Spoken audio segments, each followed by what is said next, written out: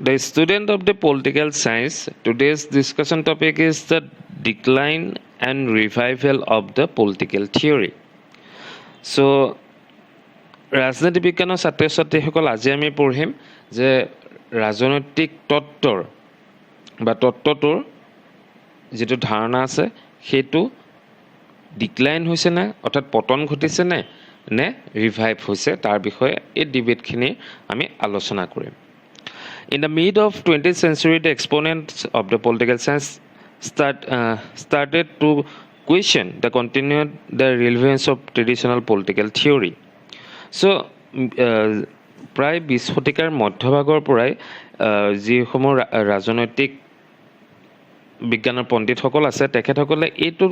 এটা কুৱেশ্যন অথবা প্ৰশ্ন আনিছে যে বৰ্তমান সময়ত ৰাজনৈতিক বিজ্ঞানৰ সামঞ্জস্যতা আছে ৰাজনৈতিক তত্ত্বৰ সামঞ্জস্যতা আছে নে নাই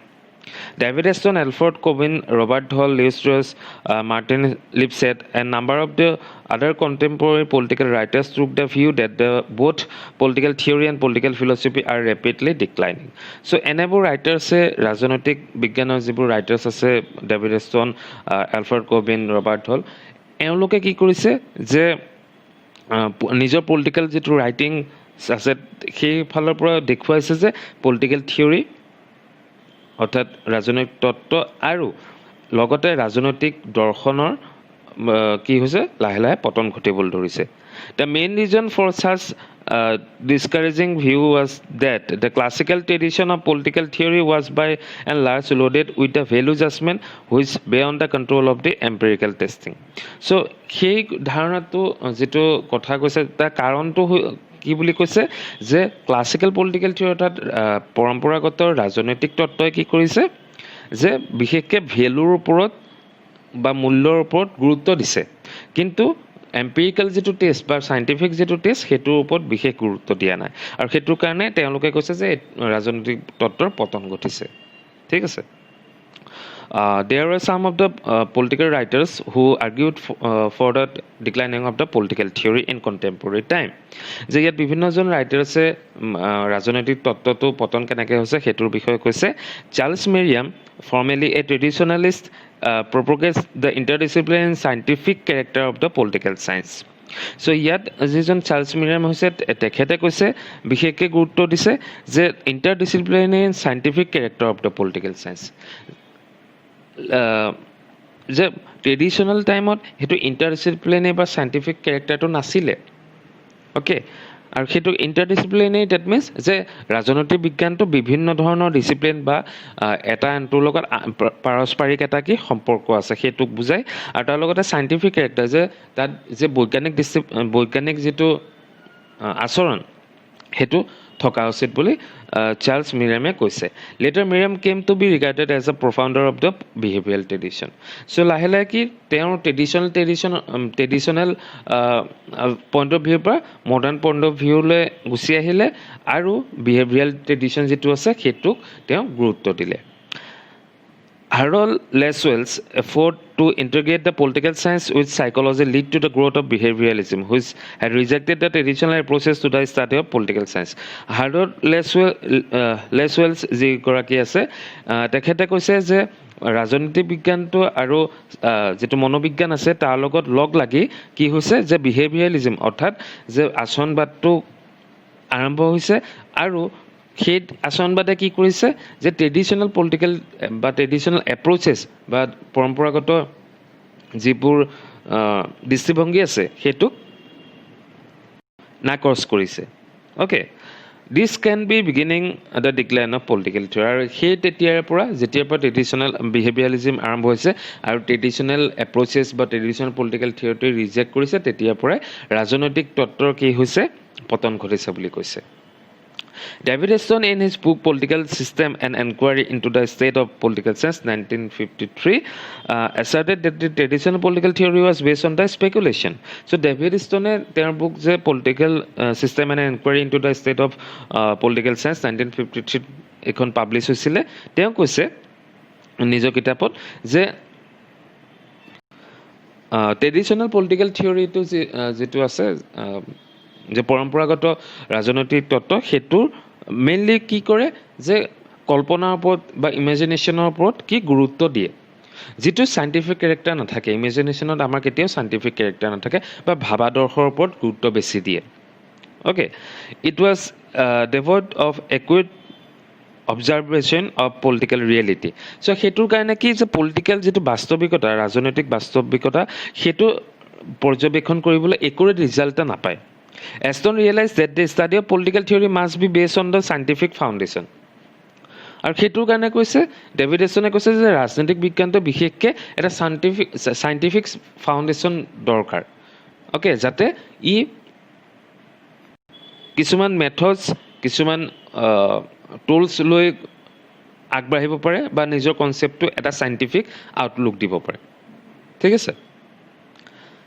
Alfred Cobbin, in his paper The Decline of Political Theory, published in the Political Science Quarterly 1953, argued that the political theory had lost its significance in the capitalist as well as communist system. So Alfred Cobbin যিজন আছে, তেওঁ নিজৰ article যিটো decline of political theory political science quarterly 1953 নামৰ জাৰ্নেলখনত কি হৈছিলে, publish কৰিছিলে, argue কৰিছিলে যে ৰাজনৈতিক তত্ত্বটো কেপিটেলিষ্ট অৰ্থাৎ পুঁজিবাদী আৰু কমিউনিষ্ট অৰ্থাৎ সাম্যবাদী ব্যৱস্থাত কি নাইকিয়া হৈ গৈছে, ইয়াৰ গুৰুত্বটো নাইকিয়া হ'বলৈ ধৰিছে। The capitalist system were inspired by the idea of libertarian democracy, whereas there was no political theories of democracy. যে কেপিটেলিষ্ট ছিষ্টেমটোৰ বিশেষকৈ কিহৰ গুৰুত্ব দিয়ে, যে লিবাৰ্টেৰিয়ান ডেমক্ৰেচি অৰ্থাৎ উদাৰতাবাদী গণতন্ত্ৰত, আৰু যিটোৰ ৰাজনৈতিক সেই গণতন্ত্ৰত কোনো ধৰণৰ ৰাজনৈতিক তত্ত্ব নাই বুলি কৈছে। Okay, the communist system were characterised by a new form of party organization and the rule of a small oligarchy. So communist ছিষ্টেমটো কি হৈছিল, এটা আদৰ্শ হিচাপে আছিলে, কিন্তু লাহে লাহে কি হ'ল যে কমিউনিষ্ট ছিষ্টেমটো এটা পলিটিকেল পাৰ্টি অৰ্গেনাইজেশ্যন হিচাপে ফৰ্ম হ'বলৈ ধৰিলে, যিটোৰ কোনো ৰাজনৈতিক বিজ্ঞানৰ লগত কি কোনো সামঞ্জস্যতা নাই বুলি ক'লে। The political theory had taken a back seat under this system. So' সেইটোৰ কাৰণে কি হ'ল, লাহে লাহে পলিটিকেল থিয়ৰীটোৰ গুৰুত্ব এনেবোৰ ছিষ্টেমৰ গ্ৰ' কৰাৰ কাৰণে নাইকিয়া হ'ল বুলি কৈছে। The revival of political theory in the 20th century, major studies have been made in the field of political theory in the traditional sense, with the contribution of Okersot, Struess, Voegelin, Rawls, Nozick, Marcus, and others. So 20th century কি 20th century পৰাই এইটো কৈছে যে যিটো revival of political theory অৰ্থাৎ ৰাজনৈতিক তত্ত্বৰ যিটো পুনৰুজ্জীৱিতৰ কথা কৈছে, সেই বস্তুটো বিভিন্নজন ৰাইটাৰ্ছেও সেইটো নিজৰ নিজৰ আৰ্গুমেণ্ট আগবঢ়াইছে। The work of these writers have been revive the traditional political philosophy. So' সেই ৰাইটাৰ্ছবোৰ যিসকলে ইনক্লুড কৰিছোঁ, সেই তেনেবোৰ ৰাইটাৰ্ছে কি যে ৰাজনৈতিক তত্ত্বটো যে বৰ্তমান সময়ত সামঞ্জস্যতা আছে, সেই কথাটো তেওঁলোকে আৰ্গিউ কৰিছে। First writers, Isaac Berlin, says that there cannot exist any kind of society without political philosophy. So, যিজন বাৰ্লিন তেখেতে কৈছে যে পলিটিকেল ফিলচফি নোহোৱাকৈ কোনো এখন ছ'চাইটি হ'ব নোৱাৰে বা নাই। Okay, even since human civilization, man had established some form of authority and accepted it. So, যেতিয়াৰ পৰা মানৱ সভ্যতা আগবাঢ়িছে, তেতিয়াৰ পৰা কি কিছুমান অথৰিটি অৰ্থাৎ কৰ্তৃত্ব কিছুমান কি নিজে আঁকোৱালি লৈছে বা স্থাপন কৰিছে, আৰু সেইবোৰকে কি কৰিছে, একচেপ্ট কৰিছে। Okay, political theory has arisen from an enquiry into the political authority and political obligations. So' political থিয়ৰীটোৱে কি কৰে, সেই ৰাজনৈতিক যি কৰ্তৃত্ব আছে, অথৰিটি আছে, আৰু পলিটিকেল অব্লিগেশ্যনছ বা লিমিটেশ্যনছ যিবিলাক আছে,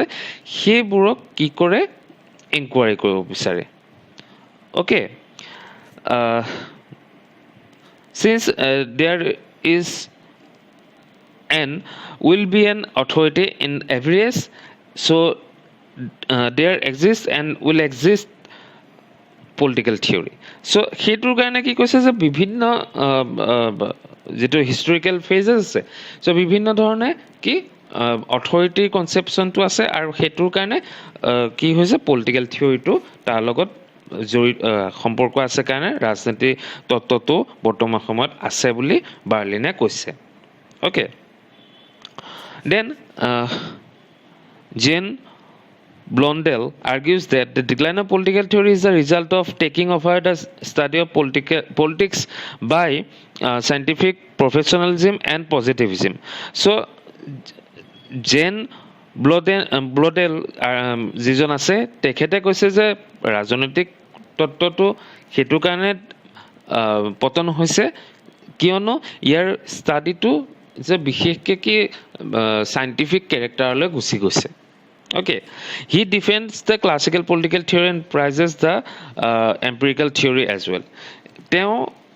যেটো ক্লাসিক্যাল অর্থাৎ পৌৰাণিক ৰাজনৈতিক তত্ত্ব আছে হেতুকো বিশেষ গুৰুত্ব দিয়ে আৰু তাৰ লগতে এম্পিৰিক্যাল থিওৰি যেটো আছে হেতুকো প্ৰশংসা কৰে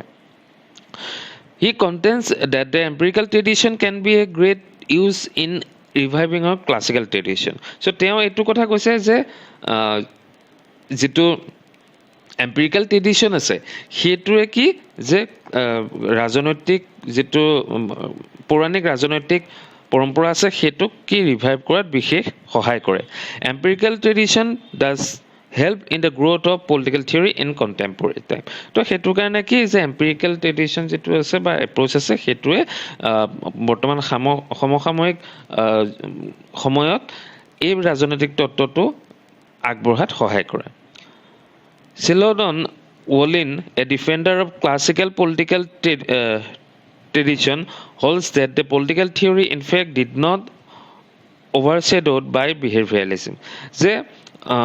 Celadon Wolin যিজন আছে তেওঁ ডিফেন্ডাৰ হয় ক্লাসিক্যাল পলিটিক্যাল ট্ৰেডিশনৰ অৰ্থাৎ পৌৰাণিক ৰাজনৈতিক তত্ত্বৰ তেওঁ ডিফেন্ডাৰ হয় আৰু তেওঁ এইটো কথা কৈছে ৰাজনৈতিক তত্ত্বটো বিহেভিয়ৰালিজমটো অহাৰ কাৰণে কোনো কি বিশেষ এটা that প্ৰভাৱ পেলা নাই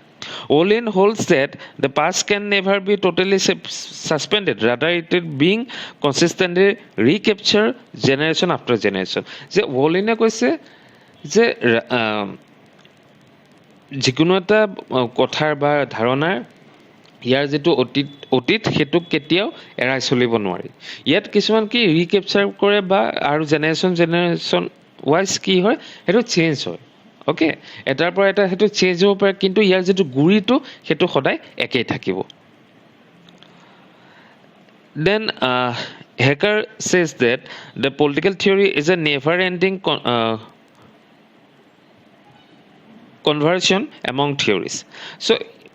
Hacker কৈছে যে ৰাজনৈতিক তত্ত্বটো কোনো ধৰণৰ এটা শেষ নোহোৱা তত্ত্ব ওকে বা ধাৰণা political theory does not mean traditional or normative theory alone so ই কোনো ধৰণৰ normative বা কি যে পৰম্পৰাৰ লগত বা ট্ৰেডিশনাল বুলি ক'ব নোৱাৰি it consists both normative and empirical political theories E empirical লো হয় লগতে normative হয় বুলি হেকাৰে কৈছে আৰু হেতুৰ কাৰণে কি যে তাত হেতু পলিটিক্যাল থিওৰিটো কেতিয়াও শেষ নহয় আন থিওৰিৰ দৰে কেতিয়াও শেষ হৈ যাব নোৱাৰে বুলি কৈছে